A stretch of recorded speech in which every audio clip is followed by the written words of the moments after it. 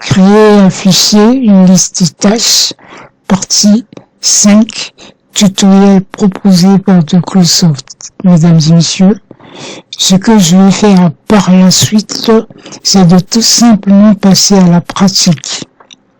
Je répète, il s'agit d'une toute petite simple application qui crée et affiche une liste de tâches. J'ai réalisé cette petite application avec 3 langages, à savoir HTML, qui m'a permis de mettre en place le fond, donc le petit formulaire ici présent. S'en est suivi le CSS qui est venu compléter le HTML en apportant une forme, ce qui nous a permis de mettre par exemple des couleurs, une couleur en arrière-plan sur toute la page, de centrer notre titre, une liste de tâches, de mettre une couleur en arrière-plan sur le bouton ajouter et bien d'autres arrangements que nous avons eu à faire. Et après, pour rendre cette page interactive, j'ai pensé mieux d'ajouter le JavaScript. Et jusqu'à présent, c'est ce qui a été fait. Alors, ce qu'il y a à faire ici, c'est d'ajouter une tâche. Donc, la créer et l'ajouter. Par exemple, je saisis ici pratique. Donc, la tâche se nomme pratique. Qu'est-ce que je fais? Je clique sur le bouton ajouter. Voici, la tâche, elle est bien là. Vous remarquez que la tâche est bien là.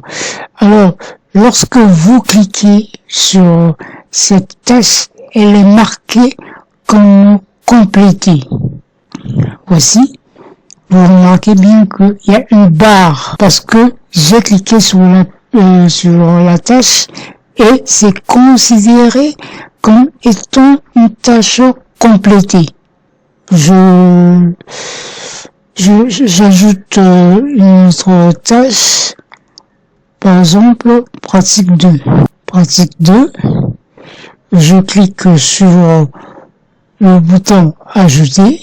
Voici, pratique 2. Étant donné que je n'ai pas cliqué dessus, pour l'instant, ce n'est pas marqué comme complété. J'espère que jusque-là, vous arrivez à me comprendre. En tout cas, ce que vous devez retenir, c'est la suivante chose. Cette application permet d'ajouter des tâches et de les marquer comme complétées en cliquant dessus. Alors, c'est comme je l'ai dit précédemment, vous avez la possibilité de personnaliser le design par rapport à vos préférences en modifiant tout simplement le code CSS. Si vous avez des questions, vraiment, n'hésitez pas de les poser en commentaire.